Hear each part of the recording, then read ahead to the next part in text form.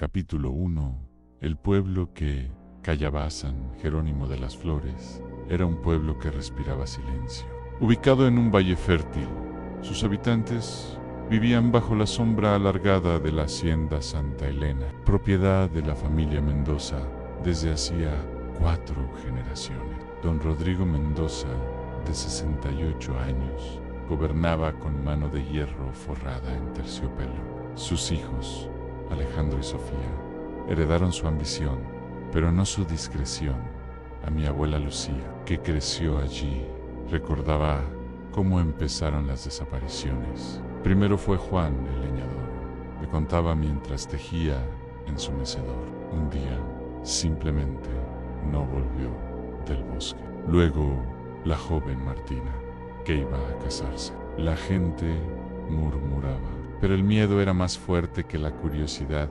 En capítulo 2, a los Mendoza y sus secretos. Los Mendoza no solo eran ricos, eran obscenamente poderosos. Tenían negocios en la Ciudad de México, Guadalajara, incluso en el extranjero, pero siempre regresaban a Santa Elena. Decían que la hacienda tenía un magnetismo especial para la familia. Lo que nadie sabía era que bajo la mansión principal existían túneles y cámaras que databan de la época colonial. Allí, los Mendoza practicaban rituales que habían aprendido de un grimorio español del siglo XVI, el festín eterno, que prometía longevidad y poder a cambio de consumir la esencia vital del prójimo. En capítulo 3, las hermanas Gutiérrez, María 14 años y Elena Gutiérrez 12 años, eran huérfanas que vivían con su tío en las afueras del pueblo. El 3 de noviembre de 1952, mientras regresaban de vender huevos en el mercado, un carruaje de los Mendoza se detuvo junto a ellas. Don Rodrigo quiere contratarlas para labores domésticas, dijo el mayo R. Domo. La paga era irresistible. Nunca llegaron a la hacienda principal. Las llevaron directamente a los túneles, donde se encontraron con otras 20 personas encerradas en celdas. En capítulo 4, la noche del banqueters. Días después llegó su turno. La sacaron a una cámara circular con mesas de mármol. Los Mendoza, vestidos elegantemente, esperaban junto a invitados de alta sociedad que habían pagado fortunas por participar. El ritual requiere que la carne esté consciente, explicó don Rodrigo. La adrenalina le da sabor.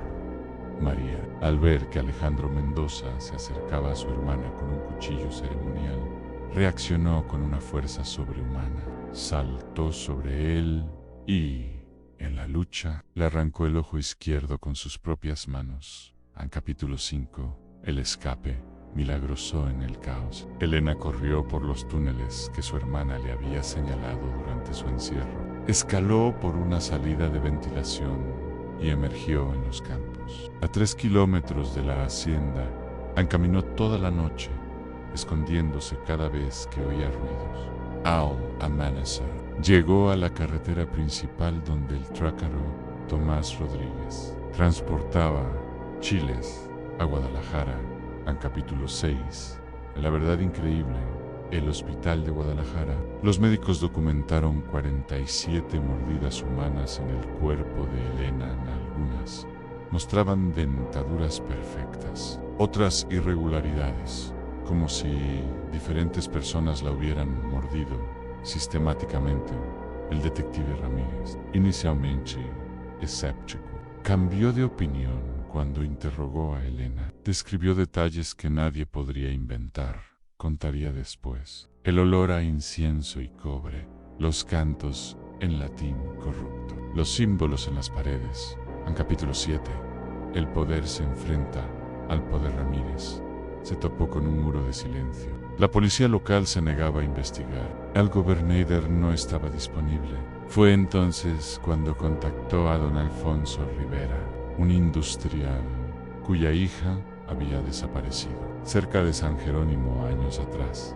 An Rivera usó sus conexiones con el presidente en turno y en 48 horas 2 compañías del ejército mexicano rodearon Santa Elena, capítulo 8. El asalto a la hacienda La Resistencia fue brutal. No solo los guardias, sino cocineros, jardineros y hasta niños sirvientes defendieron la propiedad con una ferocidad sobrenatural. Parecían poseídos, declararía después el capitán a cargo. No sentían dolor, no retrocedían adentro. El horror superaba toda comprensión. La sala de los espejos, donde los Mendoza observaban a las víctimas antes de seleccionarlas, a la cámara de preparación, donde aderezaban a las personas con hierbas y especias, el comedor principal, con restos humanos elegantemente dispuestos en vajilla de plata, en la biblioteca oculta con el grimorio español y registros meticulosos de cada banquete. En capítulo 9, el destino de María. Encontraron a María Gutiérrez con vida, pero apenas reconocible. Le habían devorado las piernas metódicamente, manteniéndola consciente con infusiones de hierbas. Murió horas después de ser rescatada, pero no antes de identificar a todos sus captores. En capítulo 10, la justicia y la desaparición solo. Don Rodrigo Mendoza, ya anciano, enfrentó un juicio. Los demás familiares y sus cómplices de alta sociedad desaparecieron del sistema. Los rumores decían que sobornaron a jueces y autoridades. El pueblo, enfurecido, linchó a 5 colaboradores que habían sobrevivido al asalto. Santa Elena fue saqueada e incendiada parcialmente. En capítulo 11. El legado de Sangrín, los años 70. Mi abuela, Lucía, visitó San Jerónimo. Las ruinas de Santa Elena seguían en pie, pero nadie se acercaba. Los niños decían ver luces en las noches, me contó, y una figura con parche en el ojo, merodeando por los campos.